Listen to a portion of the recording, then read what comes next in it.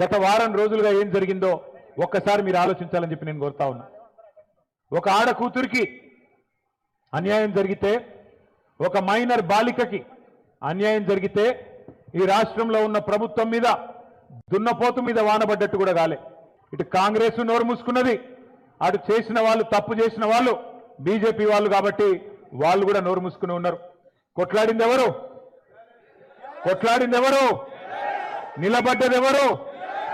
Ultimate గా తెలంగాణలో ఎవరికి ఏ సమస్య వచ్చినా మళ్ళీ నిలబడి కలబడేది ఎవరు? గట్టిగా చెప్పాలి, వినబడతలేదు. కేసీఆర్ గారి బృందమేనా? కేసీఆర్ దళమేనా? మళ్ళీ నిలబడేది, కలబడేది, గొంతు విప్పేది, కొట్లాడేది మళ్ళీ మనమే. ముఖ్యమంత్రి, కేంద్ర మంత్రి ఇద్దరు కుమ్మక్కై ఆ అమ్మాయికి అన్యాయం చేయాలనుకున్నా ఆ తల్లి తండ్రి వెనుకకు తగ్గలేదు. కామాంధుడి చేతిలో విలవిలలాడిన అమ్మాయికి న్యాయం చేయాలని చెప్పి ఆ తల్లి తండ్రి చేసిన పోరాటం, దానికి అండగా మన బీఆర్ఎస్ పార్టీ మహిళల నాయకత్వం, మన బీఆర్ఎస్ పార్టీ మహిళా బృందానికి కూడా గట్టిగా చప్పట్లతో మీరు అభినందనలు చెప్పాలా.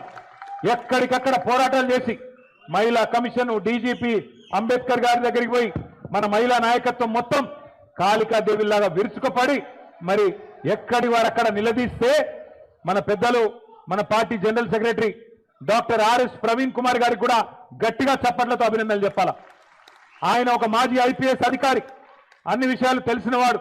అందుకే గట్టిగా పోరాటం చేస్తే ఆ అమ్మాయి తరపున మన బీఆర్ఎస్ శ్రేణులు కానీ, మహిళా నాయకులు కానీ, విద్యార్థి సంఘాలు కానీ, సోషల్ మీడియా వారియర్స్ కానీ ఈ పోరాటంతో చివరికి నిన్న మరి ఆయన లొంగిపోయిండో, అరెస్ట్ అయిండో, ఆ డ్రామా నడుస్తున్నది. కానీ మొత్తానికి ఇవాళ ఆ అమ్మాయికి కొంత న్యాయం జరిగే పరిస్థితి వచ్చింది.